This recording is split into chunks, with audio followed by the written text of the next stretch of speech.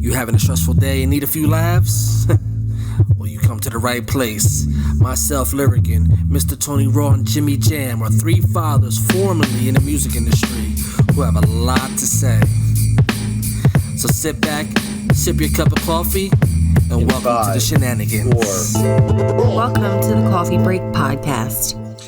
Ladies and gentlemen, welcome to episode 8 of the Coffee Break Podcast. It is just two of us this time, but we're going to still keep you entertained. I am Lyrican.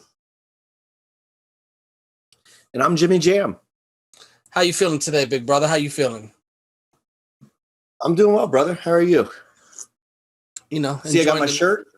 Yeah, and looks good. Yeah. Don't flex too much. You look like you're going to bulge right out of that thing here in a second. I know. I'm like the Incredible Hulk. Also, you're no longer Clark Kent. You're Bruce Banner this episode. Yes, I am Bruce Banner. I don't have my glasses with me tonight. They're upstairs somewhere. Oh well. Well, Bruce Banner. Okay. Bruce Banner, it is.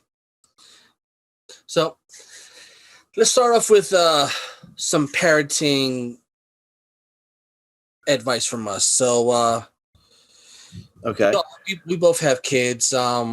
Do your kids do chores around the house? Yeah. I mean, not as much as I would like, but yeah, they do. Do you give them allowance for doing chores? When they go above and beyond, yes.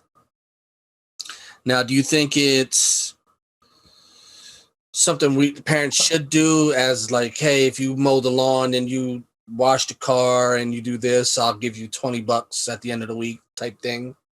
I think you should, because I think it teaches them the value of the dollar, and it's like a job. You know, if you're going to do a job, you're going to get paid for it.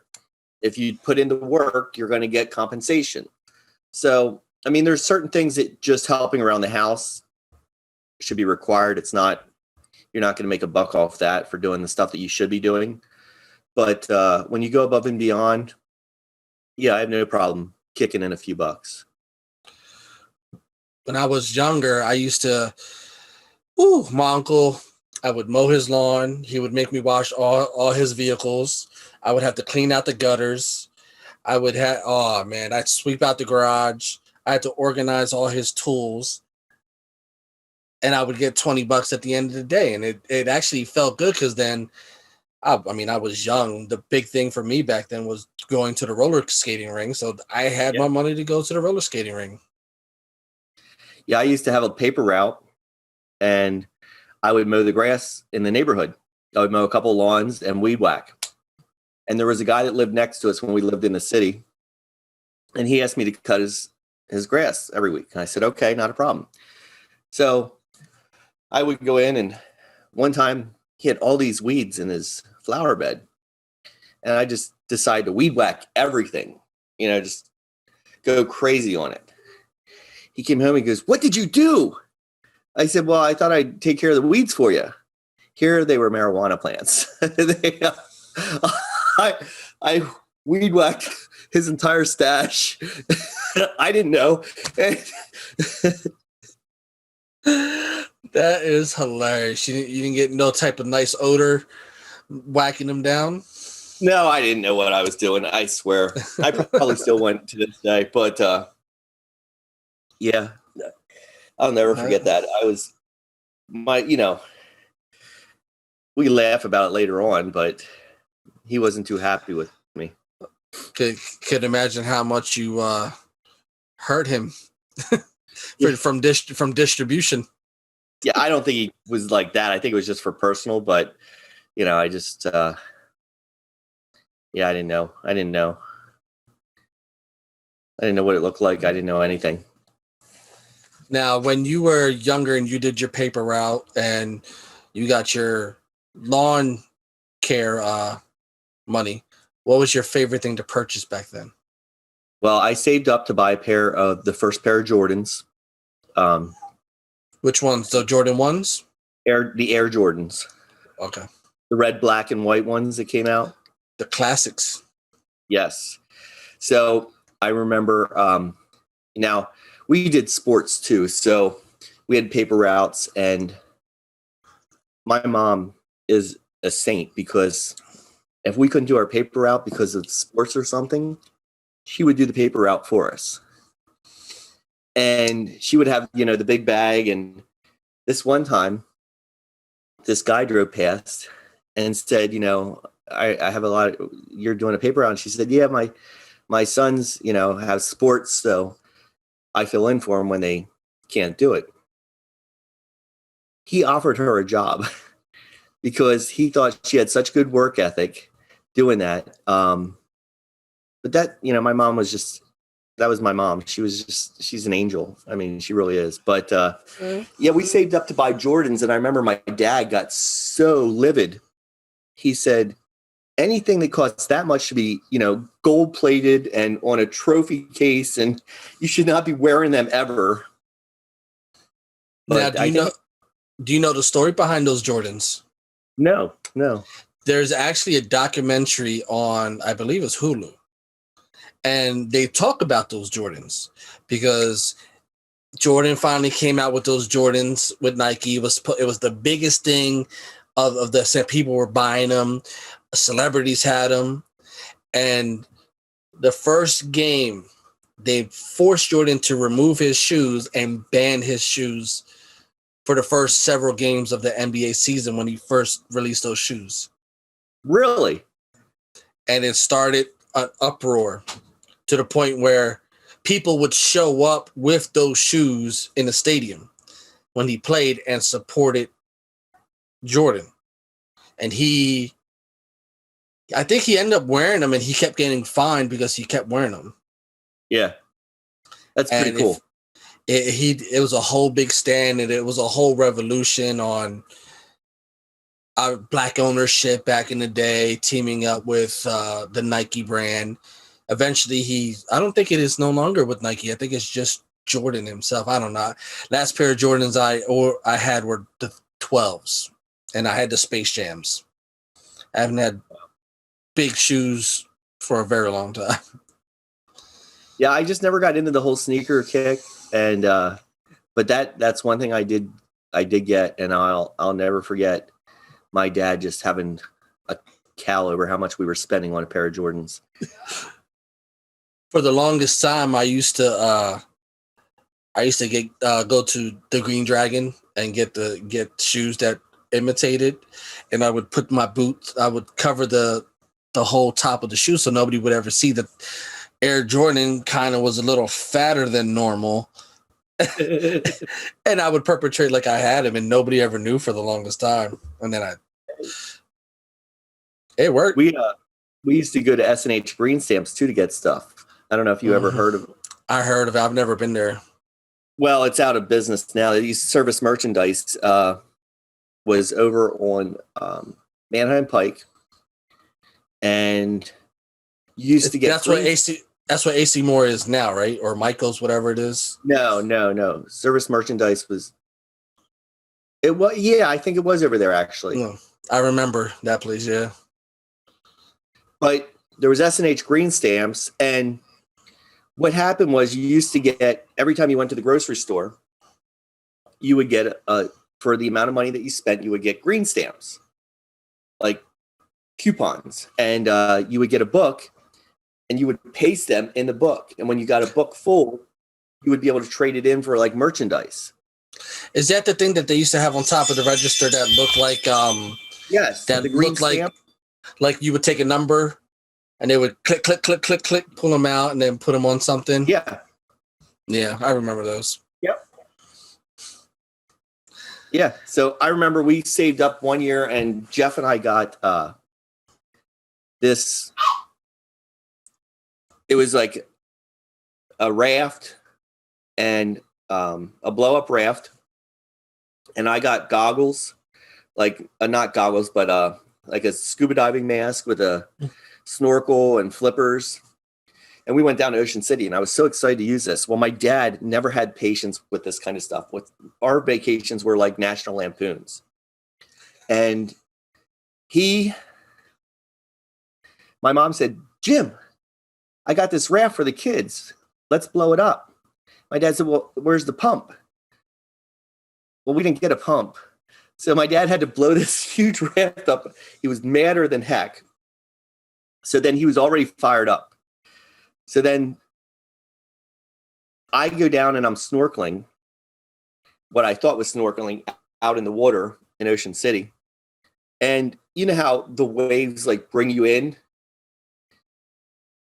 Well, I didn't realize I was washed up on shore. And I'm like looking at the seashells. My mom goes, Marianne, go get him. He looks like a darn Jerry's kid down there. Go get him. Snorkeling in the sand. I watched right up the shore. That's great. That's great. So Good times. It was quite a nice weekend for once. It was past couple of days have been pretty decent. Went to the Walmart, and I had to get a few things at the Walmart, and I come out and start to walk towards my car, and then there's an officer right there. Officer's writing a ticket. Like, dude, give a kid a break. You know what I mean? It's Friday, trying to get in and out real quick. And the officer starts copping the attitude. I'm like, dude, it's not the day, it's Friday. People are running in and out. This guy he writes another ticket for my attitude. What? Yeah, he writes a ticket for my attitude, and then he looks at the car's tint. He writes a thing for the tint. So there's 3 tickets now inside the thing, and I'm like, dude, don't you have something better to do? He told me if I say something else that he's gonna arrest me and take me down to the thing. I was like, dude, I'm not trying to go to jail. I'm trying to go home. So the officer gets in his car. He drives away. I proceed to turn around and walk over to my car. And I got in my car and I left. The guy has nice 3 tickets now.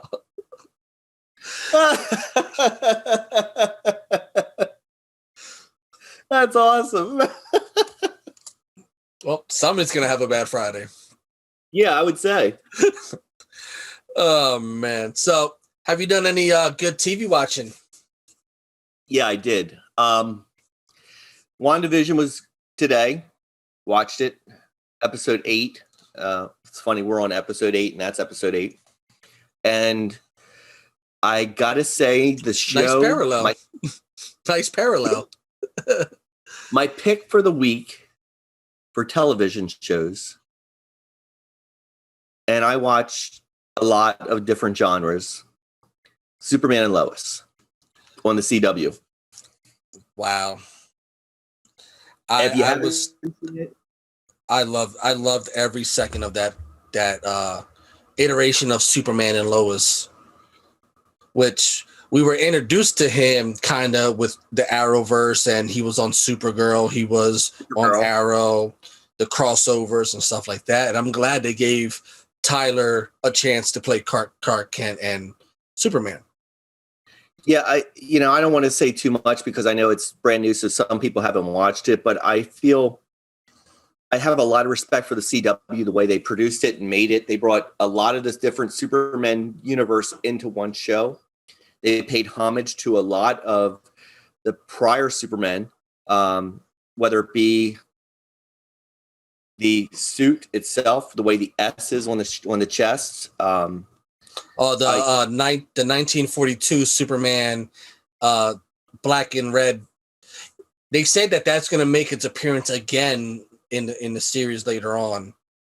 I just think it pays great homage to George Reeves, and which ties in with Christopher. I think they brought Superman Returns back into it. I think they set it up for a lot of great things to come. It's definitely not a boring show. I like the fact that we didn't get an origin. We got a quick montage of what everybody already knows about Superman. Yep. We got it in the quick 5-minute montage, which, by the way, was powerful, especially the scene with his father. Yeah, it was very powerful. How the most powerful man in the world couldn't save his dad from a human issue. Yeah. Yeah, it was very good. It was very well done. Definitely on the watch list. If you haven't checked it out, CW.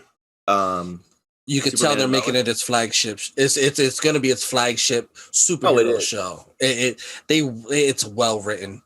Now, without giving too much, where do you rank Tyler on your Clark Kent meter and your Superman meter? I know where I have him on mine. Clark Kent, number 2, because Christopher Reeve.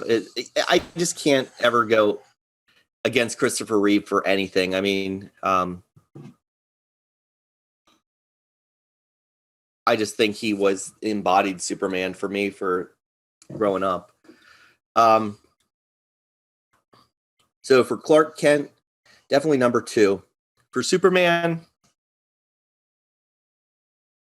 I'd say number 3. Oh, Ben. I have him tied at number 1 with Christopher Reeves. Really? And yeah, because I wasn't a big fan of Henry's Clark Kent. No, but I liked Henry's Superman. That's why I have him number 3. His Superman was probably the best looking Superman. Yeah. So I have Henry as Superman as number 1, and I have Tyler as number 2 on my list. I think their figure and the way they personified Superman. Yeah. It just looked, besides the fact that they didn't have the red underwear, but I think they just looked like in your head what Superman should look like, even though they're going with the more 52 Superman, but I think they did one hell. I know I always bring it back to Christopher Reeve, but he did the whole comic book Superman. Like, he wore the red underwear. You know what I mean? He had the whole suit that, like the comic books. He would go into a phone booth and emerge as Superman. He did all this stuff. They don't do that anymore. They don't have him going into a phone booth. They have him, they did. You didn't have those images like you did of Christopher Reeve ripping open his shirt and taking off his glasses. You don't have those images. You just see him as Clark Kent, or you see him as Superman, especially Henry's Superman. I don't think he emerged as much as the Christopher Reeve shots that they did. And the villains, Gene Hackman as Lex Luthor was like one of the best villains. He was my favorite Lex Luthor. Oh my gosh, Gene Hackman and he's hilarious. Like, he's just, I hated the Lex Luthor that they picked to play in the Batman versus Superman. I hated that that Lex horrible. Luthor. He was horrible. That scrawny guy, yeah. Yeah, he played the Facebook Mark Zuckerberg, and he was good as Mark Zuckerberg, but he was horrible as Lex Luthor. Yeah, horrible as Lex Luthor. Yeah. Now to wrap the Superman thing up, I think the Christopher Reeve Superman and this Superman do one thing that none of the other Supermans could do. They separated Clark Kent and Superman. He was a human. He was human with human issues. And then Superman was this powerful being. They were able to separate the two in their writing. Yeah, they did. They did. And they made, the one thing about this show, they very much humanized Clark Kent. With, again, not without giving things away, but it's like, everyday life. Everyday life happens for Superman too. You know what I mean? Clark Kent deals with the same stuff we do. I love seeing some of the stresses and him actually dealing with what me and you deal with as stress. Like, damn, I gotta do this, and I gotta deal with this. People need to watch this. They did one hell of a job. I can't wait for this week's super episode. Oh, I know. And it's Tuesday nights on the CW. So, and this I week, have to admit, Flash comes back this week. Okay. I do have to admit, though, I watched it. It comes on at 8, and it was 2 hours. So I watched the first hour live, recorded it, and then switched over to This Is Us at 9:00 because I can't miss that. And I hate watching This Is Us recorded. I like, my mom is really into it, so I usually call her right afterwards to see what her thoughts were on the show. Well, thank God that was only the first episode was 2 hours long. Yeah, so it'll be done at 9. I'll be able to switch right over to This Is Us, so it'll be good. Yeah, I'm glad the Flash is back because for a while, Flash was my favorite TV series amongst the Arrowverse. Yeah, when Arrow was my first favorite, and then when he kind of was, all right, I'm leaving, Flash just took over and became a very comic book accurate version of the Flash, and I thought he was really, really, really great as the Flash. Grant Gustin does a very good job as. I think he's actually a little better than the Ezreal Miller guy. Now, you know our friend Colin. Yeah. That watches this podcast, and he's very much a comic book fanatic. He knows, he's like you.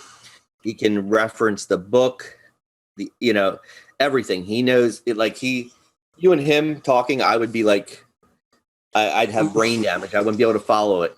But I asked him, and I'm going to pose the same question to you.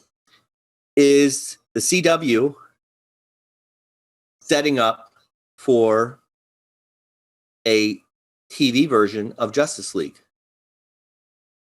Yeah. They started, if you watch the end of their Crisis on Infinite Earth, where they kind of retconned their whole Arrowverse and brought everybody on the same Earth, at the end, you see them form around a table with everybody's logo at the end of their seats. Okay. And then when they show the top view, you can kind of see the JL on the table, but they didn't make it a JL because they didn't have. At that point, DC was like, if we're doing the Justice League on the movies, we're not doing it on TV. But now that they're doing the multiverse thing, they're allowed to do it. Okay. So they are setting up. Did you see the Crisis on Infinite Earth series that they? No, I did not.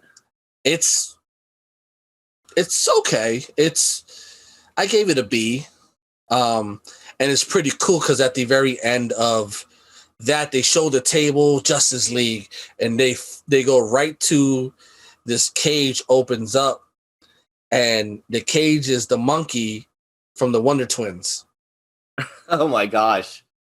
Wonder Twin powers activate.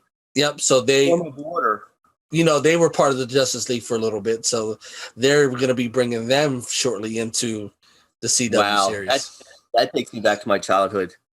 Yes, it does. Wow. We were talking the last time about what character you could be from a television show. And it cut out when I said, so for everyone that listens, I said I would want to be Jack Pearson from This Is Us. And the reason being is because of the man that he is. So, and all the demons that he fights and still puts his family first. I'm changing mine. I want to be the Flash. You want to be the Flash? Yes. Would you be able to get everything done in a day? I think low key, like under the radar, Flash is probably the most powerful superhero in DC. You think? He can run as fast as Superman. He can think as fast as Batman. And not faster. He can reverse time. He can run back in time. You can't really catch him. So in reality, who can actually, if he wanted to, Flash could come into a room and kill everybody in like that. But does he have the strength? He has the speed to do it. Okay. At a certain, because I think if I hit you standing up, it's gonna hurt. But if I get a running start, you're getting knocked out. So just imagine Flash flying through, supersonic punch to the jaw. He can probably knock out Superman. I'm gonna have to think about that one. Yeah, that's my low key theory.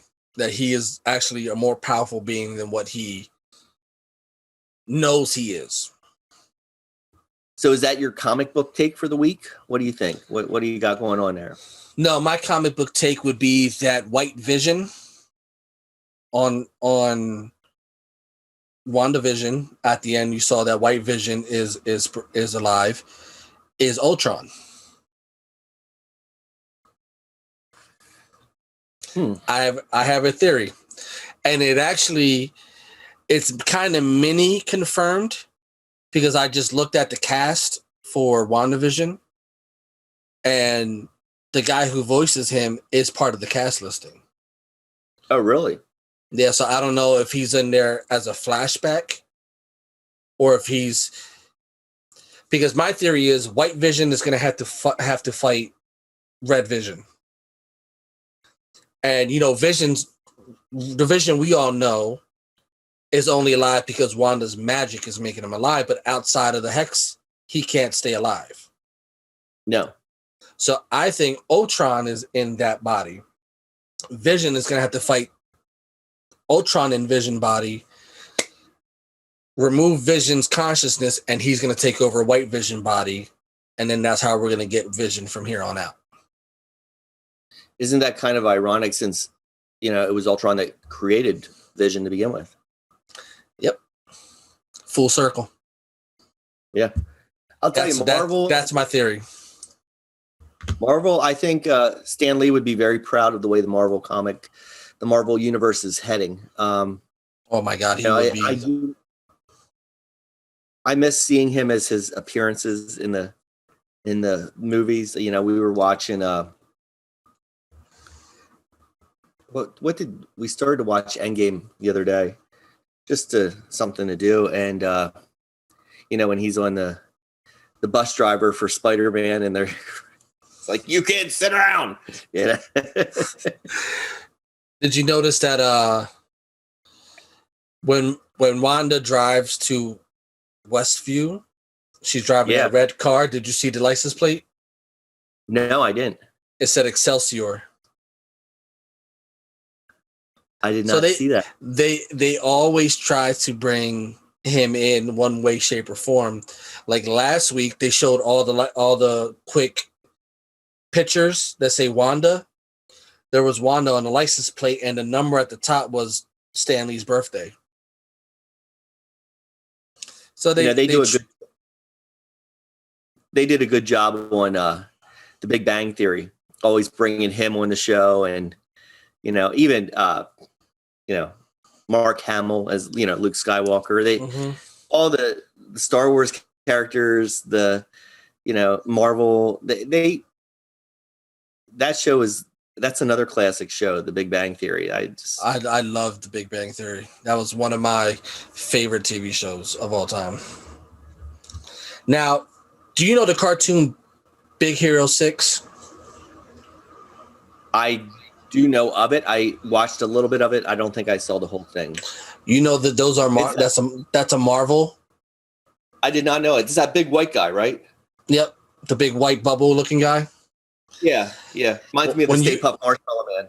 Yeah, when you get a time, Google it, because they're actually a Marvel franchise. They're actually a lot more vicious looking than what they made him on the cartoon. And in the movie, Stan Lee's in that movie. Oh, really? Yeah, he's in Big Hero 6 at the very end of the movie. You find out that the one kid that knows all about comic books is Stan Lee's son. So they're getting ready to bring in the Big Hero 6 into the MCU. What a mind he had to be able to create the characters. But it's like, I was laughing on The Big Bang Theory. They were saying like all his characters have double names, the same letters. Yeah. Peter Parker. Bruce Banner. Bruce Banner. It's just a lot of his characters have multiple letters. J. Jonah Jameson. Yeah. They continue that with the newer characters that they've been designing. Miles Morales, the new Spider-Man. The Okay. Miles Morales, MM. A lot of the newer superheroes that they're making have that same double same letter name, or double sounding at least. Yeah. Yeah. But growing up, you see a lot of these shows, and I mean, the Incredible Hulk was on TV when I was a kid, and that was Lou Ferrigno, and can't remember who played Bruce Banner, but I'm gonna have to Google that because it'll drive me nuts. But he was very, very good actor, and that was a great TV show. I loved it when Lou Ferrigno. I used to watch the TV show Kings and Queens, and Yeah. he was the neighbor, and they would get him all the Comic Cons. It was hilarious. But they say Lou Ferrigno does not like Mark Ruffalo's Incredible Hulk at all. Oh, really? Yeah, he says that Incredible Hulk is too soft. His Incredible Hulk was a different era. It's just like we said, Superman, Christopher Reeve Superman was a different era. They are CGing a lot of the superheroes nowadays. They're not doing the characters that the way we saw them. Very humanized superheroes. Yeah. They now have a lot of CG to the shows, to the movies, and it makes it a lot more intense, but I think it takes away some of it too. I agree. He was more of a fan of the Edward Norton Bruce Banner and Hulk versus the Mark Ruffalo. Even though I think Edward Norton wouldn't have worked well with Robert Downey Jr. stuff, and I think Mark Ruffalo worked very well with the Avengers that they casted together. Now they're saying that Edward Norton is returning as a villain. I don't know what villain he's going to be, but they're saying he's going to be a villain. The Hulk had 3 different Bruce Banners. I mean, they had the first one, they had Ed Norton, and then Mark Ruffalo ended up being the third. Yeah, Eric Bana was the other one. Eric Bana, yeah. But, I wasn't a fan of Eric Bana. I didn't like that one. No. And Ed Norton, everyone says I look like him, so I liked it. But you kind of do.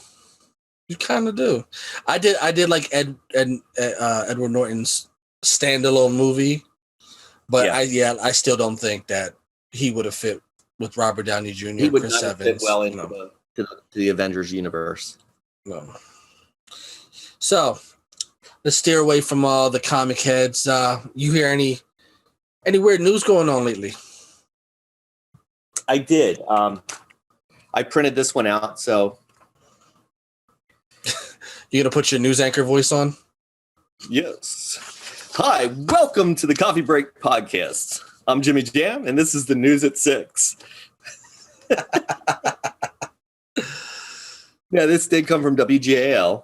The COVID bandit leaves massive $6,800 tip for staff at a Denver restaurant.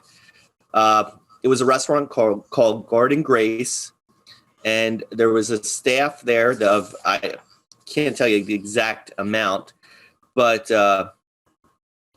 basically somebody left a huge tip on their check. They signed it, the COVID bandit. It was $6,800. So each employee got $200 tip. Like every employee that was working that night.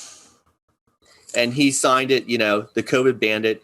And he also wrote COVID sucks along with a smiley face. So it's, I think it's nice that it's nice, but wouldn't like the COVID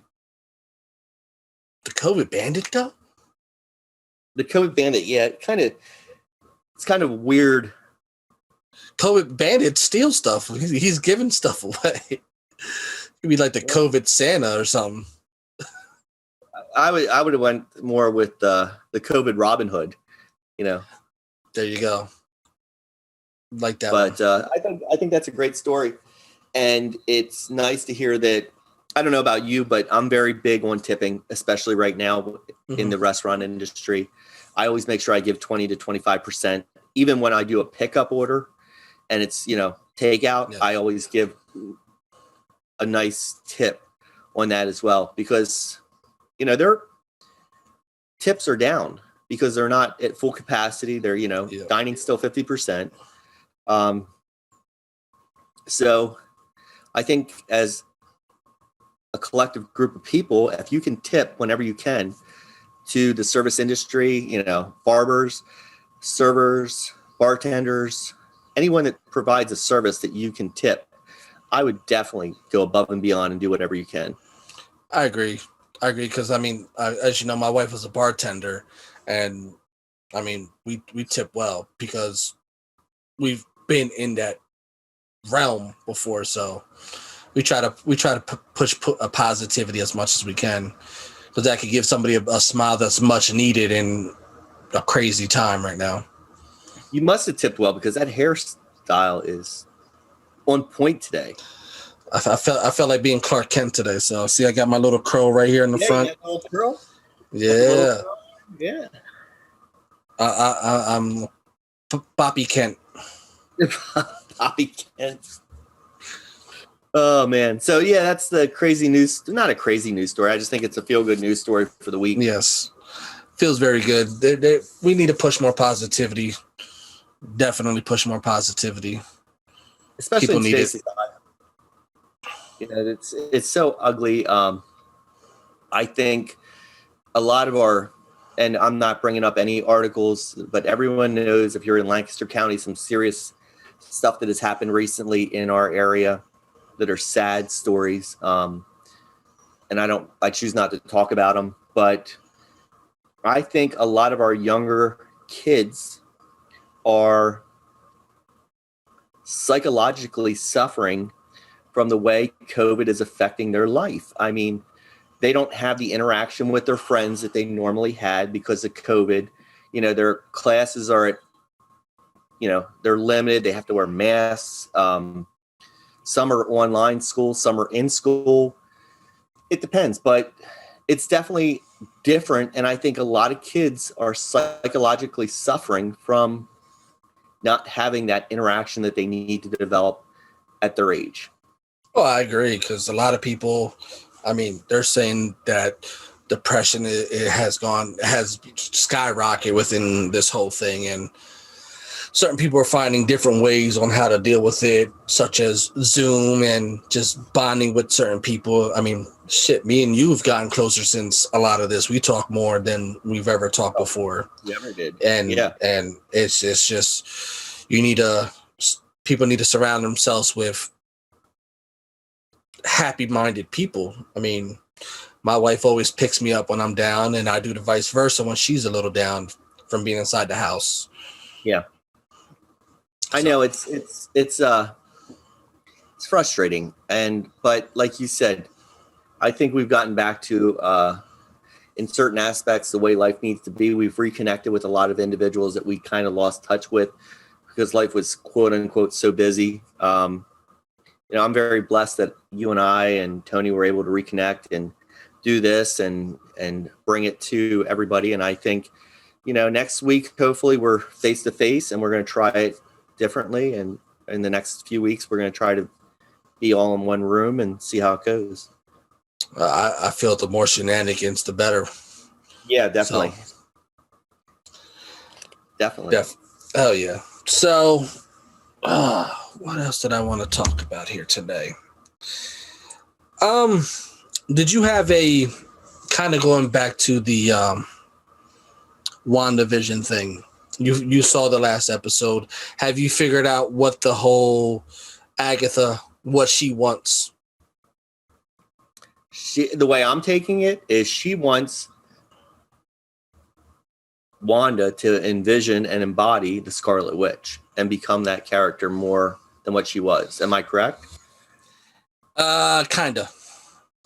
If you rewatch it a little bit and watch, you know how she at the very beginning, you see the witches are trying to kill her at the very beginning. Yeah. But then out of nowhere, she gets this urge of power, and she starts stealing their powers. At that point, I believe that was Mephisto helping who he thought was the Scarlet Witch. So do you think Agatha wants the Scarlet Witch to attack her so that she can take her powers? Part of it. She wants, because when you saw that she was able to kill all the witches, and then she took her mother's power, yes. which her mother had the crown. You saw. Yes. But when she stole her mother's powers, she didn't get the crown. The crown is on Wanda. So when Mephisto helped her get the powers, Mephisto thought she was the Scarlet Witch. So he helped her defeat the witches, but in that destroyed himself. So Mephisto, the quote unquote MCU's devil, is in shards. He's not at full power. So she wants to revive Mephisto, but she can't do it the whole way. She only has a certain amount of abilities. So that rabbit that she holds, I think, is actually her husband Ralph, which is Mephisto. So I think that's who that rabbit is. How many more episodes of WandaVision are there? Next week is the finale. Really? Yep. Only 9 episodes? Yep. And then right after that, we go right into the Winter Soldier.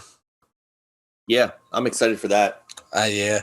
That's more of a, they say that's more of a Lethal Weapon type show.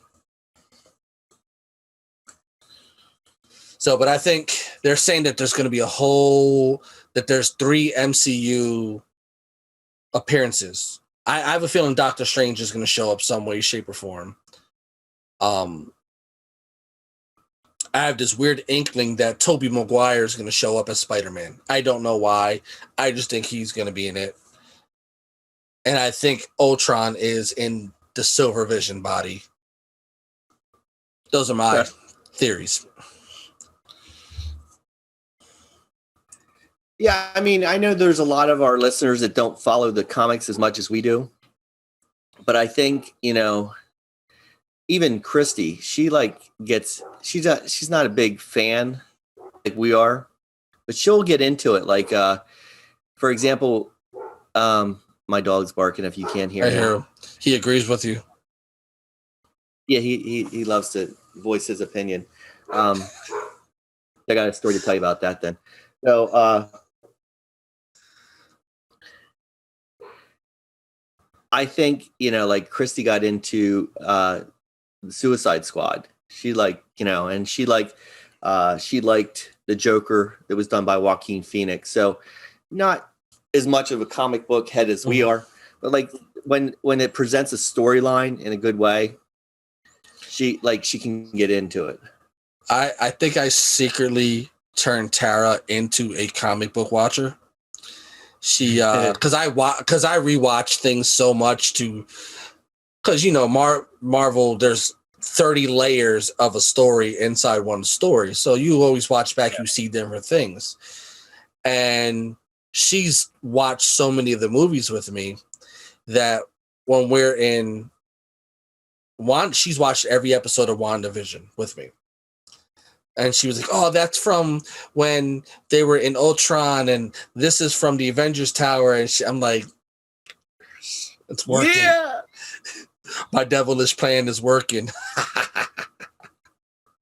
But yeah, she's secret. I mean, she loves Deadpool. She watches Deadpool. She loved Ragnarok. Yeah, Christy loves Deadpool. Yeah, she loved Ragnarok. She loves Ryan Reynolds. She is in love with Ryan Reynolds. I think that's why she dates me, because I kind of look like him. But when you wear the Deadpool suit? Yeah, when I wear the suit. We'll get you the mask. Don't worry. We'll get you the mask. No, but so we were talking to my dog lovely interrupted. So my dog, and this would only happen to my dog, has a dirty wee-wee.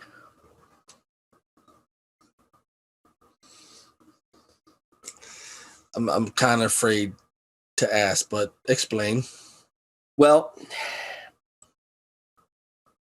I noticed that he was licking himself a lot, and I was like, okay, it's getting a little awkward now. I'm feeling a little uncomfortable. And so I looked, and it was really red, and it had like a pus coming out. So we had to take him to the vet. And no lie, this is what the vet says to Christy. This is the second penis licker I saw today. So now we have an ointment that we have to put on him, which I refuse to do. I bought the ointment, but I'm not putting it up there. It's like a long tube, and you have to like stick it up there and squeeze it and put this. Yeah. Oh. I can't do it. I know how I would feel. So Christy does it, but there's no way I could do it. It hurt me just thinking about it.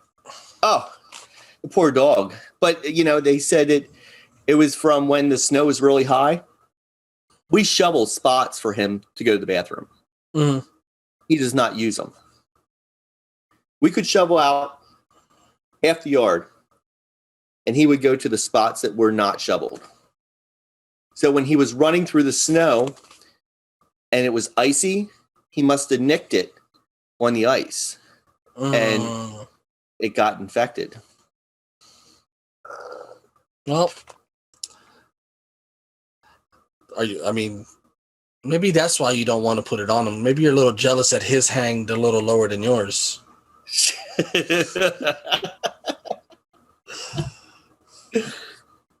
You gotta love pets, though. They just if they can cost us money, they do. Yeah. The little girl that we just got, she's the Boston Terrier and something else mix. I forget what it is at this point, and a Jack Russell mix. So she's high energy. She will jump up and down and just like barrel right into the snow piles. Yeah. I'm just like, bye, just go off, just disappear. We'll see her, this little black thing jumping up and down and running across the snow like she's the Flash. And well, Buddy's not a small dog. He's about 62 pounds. He's a chocolate lab, which they're not altogether there to begin with. So they're little goofy dogs, but I love them. You do what you got to do, I guess. Well, gotta love. They're like kids, I guess. He's like his owner. He's not all there. He's, like me. Oh. So, with that being said, we're at the end of our episode. How do you feel today, sir? I feel really good. I miss Tony. It was not, but this was nice interacting with you one-on-one and having a conversation and just talking about life. It's always good to talk about life and get some bonding time in. Helps with the stresses of life. Yeah. So, with that being said, we'd like to thank everybody for tuning in. Thank you. To the next time. Cheers. Salud. I want to thank everybody for listening to another episode of the Coffee Break Podcast. Make sure you subscribe to us on your favorite podcast streaming service. And of course, follow us on all social media platforms and like and subscribe to us on YouTube. Thanks for tuning in to the shenanigans.